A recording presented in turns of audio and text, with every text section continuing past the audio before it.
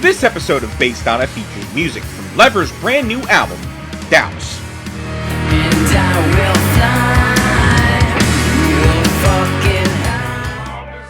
fly, And Ray Strife and Ill Omega's album, Go For The Gusto. I had 10 years drunk, sobered up, fall in love with someone I shouldn't love, friends party, I hit my room.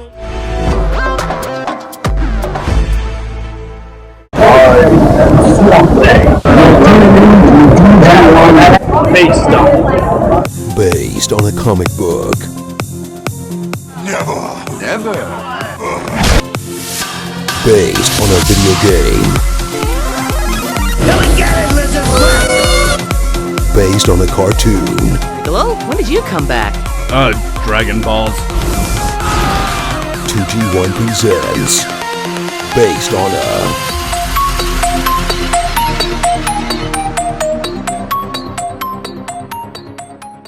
Writer and editor Len Wein was riding the subway on his way to work, going to meet another DC Comics writer-editor, Joe Orlando. During his ride, he started sketching a weird sort of swamp monster. I didn't have a title for it, so I kept referring to it as that Swamp Thing I'm working on, Wein had said, and thus, Swamp Thing was born.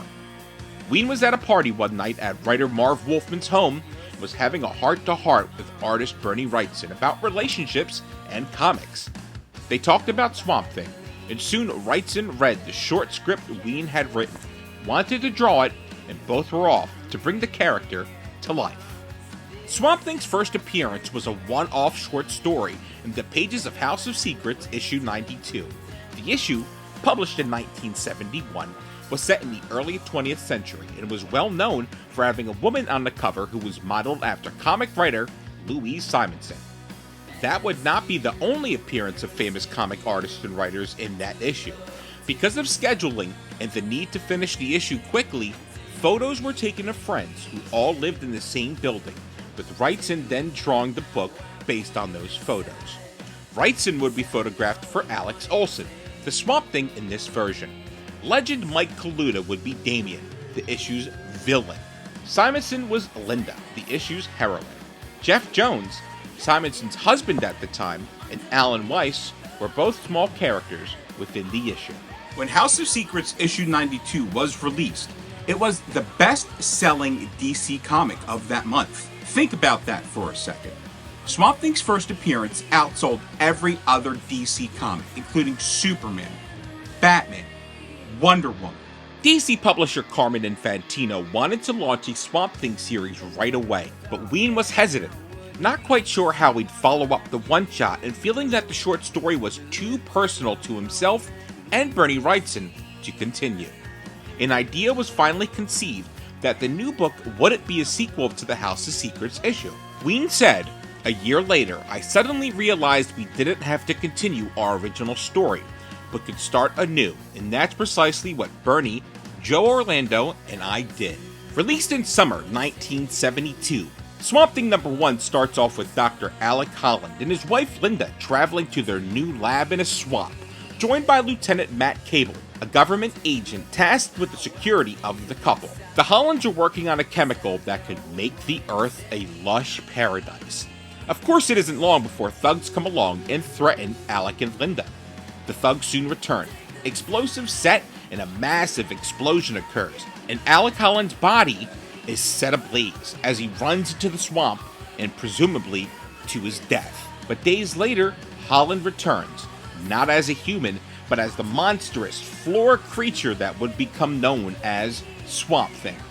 Alec returns to where he and Linda were staying, but finds her murdered by the same thugs who are now trying to get away. We then see Swamp Thing's power as he crushes their escape car like a soda can. Swamp Thing was an instant success, and it was in the very next issue where Swamp Thing would meet his longtime nemesis, Anton Arcane, who captures Swamp Thing with his creations, the Hideous Unmen, and tries to steal Swamp Thing's powers so he can become immortal. Each and every Swamp Thing issue would continue seeing Swamp Thing's vengeance on those who want him destroyed, with Wrightson's gorgeous artwork giving Wein's words a distinctive macabre horror feel. Wrightson's last issue would be issue 10, when he just wanted to move on to some different projects. Wein would leave a few issues later. It was said that he was having just a bit too much on his plate in between bouts with kidney stones, but Wein himself would state that he wasn't having as much fun with Bernie off the title. Writer David Michelin would take the writing reins, starting with Swamp Thing issue 14.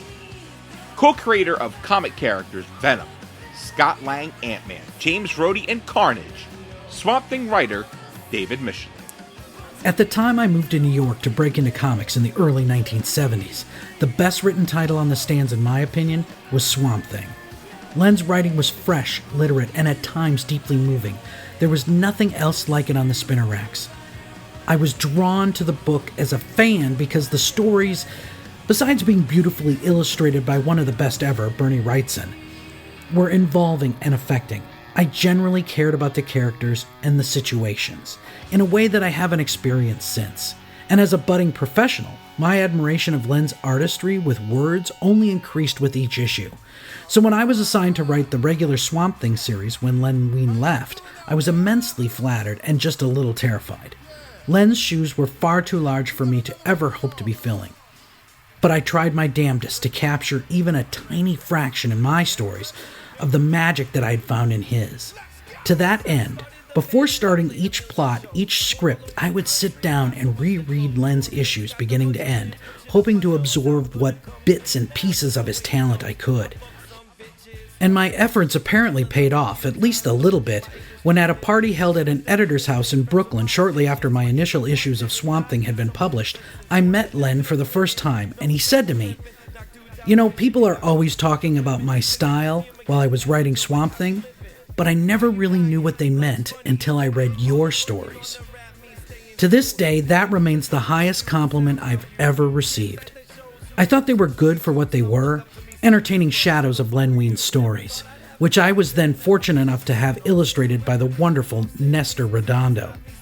Michelin would leave Swamp Thing with issue 22.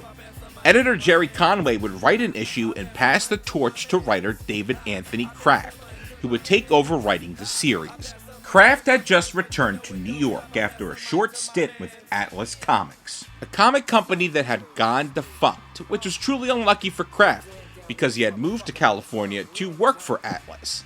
Conway, a fan of Kraft's work, hired the writer onto the DC writing staff, and soon Kraft would work on various DC titles. The man known as Dak, Swamp Thing writer David Anthony Kraft. So there I was, a DC writer. I was in Rockefeller Center visiting Jerry at his office.